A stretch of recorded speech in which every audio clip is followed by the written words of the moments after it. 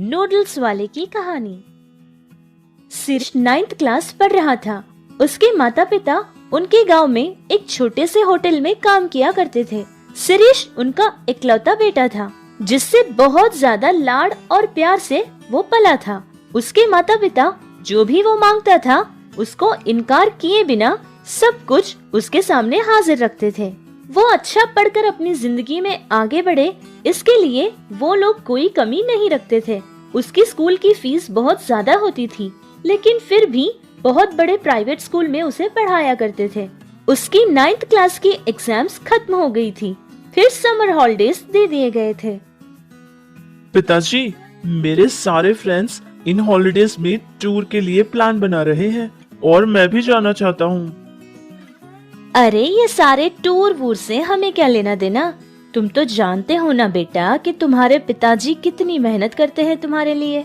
जितनी हैसियत उनकी है उससे ज्यादा करते हैं वो तुम्हारे लिए। अरे कमला, चुप रहो। अगर ये सब कुछ अब नहीं करेगा तो कब करेगा? अपने फ्रेंड्स के साथ घूमना फिरना भी चाहिए। 10 और 15 साल के बाद तो वो खुद जिम्मेदार बन जाएगा, तब तो उसे समय ही नहीं मिलेगा ये सब करने के लिए। अरे ये क्या कह रहे हैं आप ही बिगाड़ रहे हैं हमारे बच्चे को। अरे उसको तो जिम्मेदारी सिखानी चाहिए ना। अगर आप ही उसे ये सब कुछ सिखाएंगे तो वो जिम्मेदारी कैसे सीखेगा? अरे बेटा, तुम्हारी माँ तो ऐसे ही कहती रहेगी। ये पैसे लो और जाओ अपने फ्रेंड्स के साथ अच्छे से घूम फिर कर आ जाना, ठीक है? सिरिश ने उसके पिता के दिए पैसे लेकर अपने फ्रेंड्स के साथ टूर के लिए चला जाता है। फिर दूसरे दिन सिरिश के माता पिता दोनों ही होटल के लिए चले जाते हैं। तभी एक बड़ी सी लॉरी आकर उनके होटल को टक्कर दे देती है, जिसके कारण वहीं के वहीं सिरिश के माता पिता दोनों ही मर जाते हैं। लेकिन अच्छी बात ये थी कि उस समय में होटल में कस्टमर कोई भी नहीं था।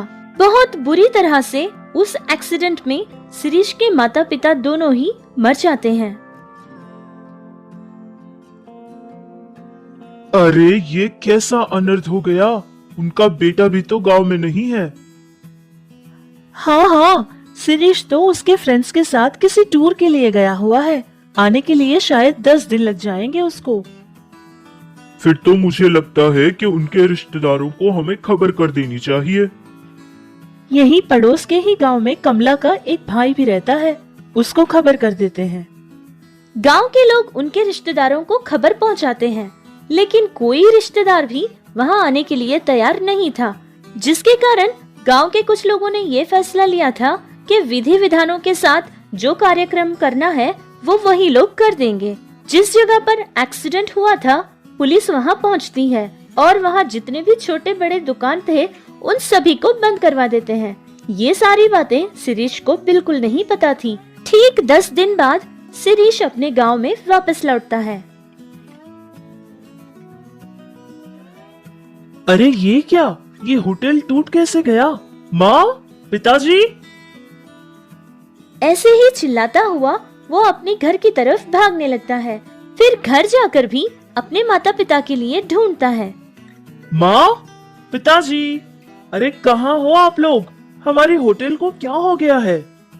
सिरिश की बातें सुनकर पड़ोस में रहने वाली एक औरत आकर रोती हुई सिरिश को सारी बात बताती है कि कैसे उन दोनों का एक्सीडेंट हो जाता है और उसके माता पिता की मौत कैसे हुई थी। ये बात सुनते ही सिरिश की तो धड़कनें रुक गई थी और वो बहुत ज्यादा रोने लगा था। सिरिश की माँ कमला ने उसके पिता से प्यार करके शादी की थी। सिरिश का पिता भी एक अनाथ था, जिसके कारण उनकी शादी के लिए कमला के घर वालों ने इनकार किया था, लेकिन कमला ने बिल्कुल नहीं सुनी थी। सिरिश के पिता से शादी कर ली थी। शादी होने के कुछ ही दिन बाद कमला के पिता यानी सिरिश के नाना की मौत हो जाती है। कमला का एक और भाई भी था, लेकिन उसके मौत के बाद ये खबर उसे मिली थी, फिर भी उसका भाई उसको देखने के लिए भी नहीं आया था। इसी तरह बेचारा सिरिश भी अनाथ हो गया था, अकेला अपनी जिंदगी गुजार रहा था। ऐसे ही 1 महीना गुजर चुका था। घर का किराया नहीं बन पाया था, जिसके कारण वो घर भी छोड़ देता है और पढ़ने के लिए उसके पास पैसा भी नहीं था, जिसके कारण वो अपना पढ़ना भी छोड़ देता है। गांव के लोगों को शिरीष के ऊपर तरस तो आता था, लेकिन कोई भी उसकी सहायता करने के लिए आगे नहीं बढ़ा था। शिरीष को कुछ समझ नहीं आ रहा था कि वो अब क्या करे या फिर कहाँ जाए। फिर वो अपने मामा का घर ढूंढता हुआ उसके मामा के घर पहुंच जाता है। कौन हो तुम? जिस दिन तुम्हारी माँ ने हमारी दहलीज पार की थी उसी दिन हमारे लिए वो मर चुकी थी। तुम्हारा और मेरा कोई संबंध नहीं है। तुम भी तुम्हारे बाप की तरह ही हो।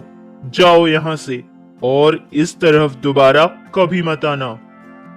शिरीष के सगे मामा ने भी उसे अपने घर से भगा दिया था, जिससे शिरीष का दिल टूट गया था, जिससे उसे अपनों पर से भी विश्वास उड़ गया था।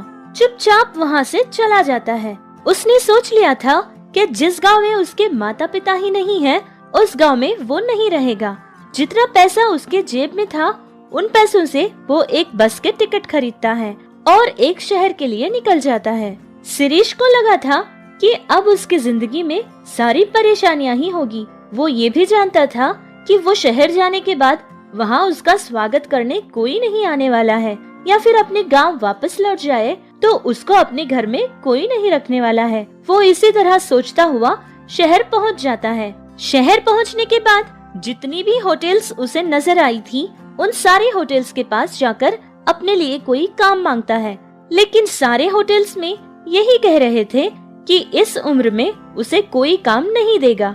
आखिर उसने देखा कि एक सड़क के किनारे पर एक छोटी सी बंडी रखे हुए एक बूढ़ा आदमी खड़ा कुछ बेच रहा था। वो उसके पास चला जाता है। चाचा जी, क्या आप मुझे कोई काम दे सकते हैं? अरे बेटा, कौन हो तुम? देखने पर तो स्कूल पढ़ रहे बच्चे की तरह। आपका इस दुनिया में कोई नहीं और मेरा भी इस दुनिया में कोई नहीं है। मैं आपके साथ रहना चाहता हूँ और आपका मैं पूरा ख्याल रख। आज भी मैं अकेला हूँ। अगर तुम्हें यही पसंद है कि मेरे साथ रहना है तो तुम रह सकते हो बेटा, लेकिन हाँ, मेरे अंदर अब इतनी ताकत नहीं है कि मैं तुम्हारा ध्यान रख सकूं। उस बूढ़े चाचा ने ये सोचा था कि अगर शिरीष को उनके पास रहने से अगर वो भी मना कर देंगे तो शिरीष पता नहीं किस रास्ते में चला जाएगा और कौन सा गलत रास्ता अपना लेगा। इस डर से वो बूढ़े चाचा मान लेते हैं और शिरीष उनके पास रह जाता है। वो चाचा एक छोटी सी झोपड़ी में रहा करते थे। हर दिन सुबह शाम इसी तरह इडली बेचकर अपना जीवन का गुजारा किया करते थे। शिरीष के आने के बाद वो सारा काम शिरीष ही किया करता था। उस बूढ़े चाचा से कोई काम नहीं लेता था, लेकिन जितने पैसे उन्हें मिलते थे उन पैसों में दोनों का जीवन बहुत मुश्किल होता था। उनका खर्च उन पैसों से नहीं निकलता था। अरे चाचा, इस जमाने में ये इडली वड़ा कौन खाता है? हम ना नूडल्स बनाकर बेचेंगे। अच्छा, वो वही ना जो लंबे लंबे सांप की तरह लगते हैं। अरे बेटा, वो मुझे बनाना कहाँ आता है। मैंने नूडल्स बनाना मेरे पिताजी से सीखा था। वो सब तो मैं कर लूंगा, लेकिन उसको बनाने के लिए सामान की जरूरत पड़ेगी। कम से कम हमारे पास 3000 रुपये तो होने जरूरी है। इतना पैसा? उतना तो मेरे पास नहीं है। हाँ हाँ बेटा, 1 मिनट रुक जाओ। ये कहते हुए वो बूढ़े चाचा अपनी पोटली को खोलते हैं और उसमें से एक डिब्बा निकालते हैं, जिसमें से बहुत ही पुरानी 100 रुपयों के नोट 10 नोट निकालते हैं। क्या नहीं चलते? मैंने 4 साल से ये पैसे बचत किए थे बेटा। अरे चाचा, ये 100 के नोट तो आजकल कहाँ चलते हैं? ये कहते हुए बहुत ही निराश होकर अपने हाथ में जो डिब्बा था उसको फेंक देते हैं। तभी कुछ अलग सी आवाज आई थी। देखा कि उसमें तो एक अंगूठी थी। अरे चाचा, ये तो अंगूठी है। अरे हाँ हाँ, इधर लाओ, मैं भी देखता हूँ। ये कहते हुए वो चाचा उस अंगूठी को अपने हाथ में पकड़कर उसको छूते हैं और कहते हैं कि ये अंगूठी तो मुझे मेरी शादी में मिली थी, शायद अब इसका दाम उतना ज्यादा नहीं होगा। फिर शिरीष ने उस अंगूठी को अपने हाथ में लिया था। चाचा, ये अंगूठी तो बहुत भारी लग रही है, इसके तो हमें कम से कम 2000 रुपये तो मिल ही जाएंगे। फिर उस अंगूठी को लेकर वो दोनों अच्छे से तैयार होकर एक सोने की दुकान को चले जाते हैं और फिर उस अंगूठी को बेच देते हैं। जितना उन लोगों ने सोचा था उससे कुछ ज्यादा ही पैसा उन्हें मिला था।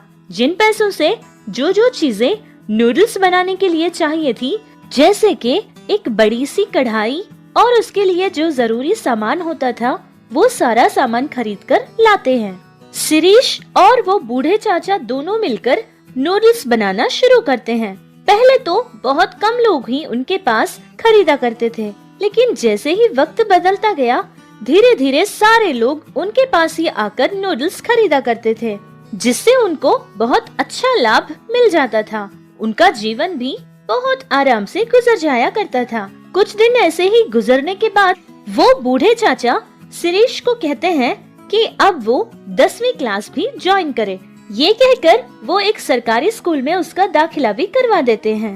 एक तरफ नूडल्स की मंडी और दूसरी तरफ स्कूल, इस तरह वो बहुत अच्छे से पढ़ाई किया करता था। फिर वो एक दिन 10वीं क्लास में फर्स्ट क्लास से पास भी हो गया था। कुछ दिन ऐसे ही गुजर गए थे। फिर अचानक उस बूढ़े चाचा की हालत बिगड़ती गई। उनकी तबीयत बहुत खराब रहती थी। शिरीष उनको कोई काम करने नहीं देता था, उनका बहुत अच्छे से ध्यान रखा करता था। बेटा शिरीष, इस उम्र में मैं तुम पर बोझ बन गया हूँ ना, पता नहीं कब तक जिंदा रहूंगा। भगवान अगर जल्दी मुझे अपने पास ले ले तो अच्छा होगा। अरे चाचा, ये आप क्या कह रहे हैं? आप चाहते हैं कि मैं फिर से अनाथ हो जाऊं? चाचा, आपकी वजह से मुझे कोई परेशानी नहीं है, बल्कि अगर उस दिन आपने मेरा साथ नहीं दिया होता तो पता नहीं मेरा क्या होता। वैसे भी अब तो आप बस 80 साल के हो, 10 और 15 साल तो मेरे साथ आराम से गुजार देंगे आप। और हाँ चाचा, मैं आपका पूरा ख्याल रखूंगा, आपको कभी अकेला नहीं छोड़ूंगा। मैंने तुम्हें अपना सर छुपाने के लिए थोड़ी सी जगह क्या दे दी? मुझसे तुम इतना प्यार करते हो बेटा, और जिन औलाद को मैंने जन्म दिया था वो लोग तो कम से कम मुझसे बात भी नहीं करते। उन लोगों ने मेरा साथ कभी नहीं दिया था और उस समय में भी मैं जीना चाहता था, और अब तो मेरे साथ तुम हो ना बेटा, अब तो मैं 100 साल जी लूंगा। शिरीष बहुत ज्यादा मेहनत करके काम किया करता था। नूडल्स बेचकर जो पैसे कमाता था, उन पैसों को वो बचत भी किया करता था। जो पैसे उसने बचत किए थे, उन पैसों से एक छोटी सी होटल किराए पर ले लेता है और 2 आदमियों को भी काम पर रख लेता है, और काउंटर पे तो वो अपने चाचा जी को बैठा देता है। इस तरह उनकी जिंदगी बहुत खुशी खुशी गुजरने लगी। सच है ना कि किसी का कोई नहीं होता और वो अनाथ हो जाता है, लेकिन किसी का सब कुछ होता है लेकिन फिर भी वो अनाथ हो जाते हैं। ऐसे अगर रिश्तेदार ही एक दूसरे से मुंह मोड़ लेंगे तो वो भगवान ही उनकी मदद करने कोई न कोई रिश्तेदार की तरह हाजिर जरूर हो जाते हैं। जैसे शिरीष की जिंदगी में चाचा जी और चाचा की जिंदगी में शिरीष आ गया था। ऐसा बड़ा दिल और इतनी बड़ी सोच रखने वाले सारे अच्छे लोगों को हम तहे दिल से शुक्रिया कहते हैं।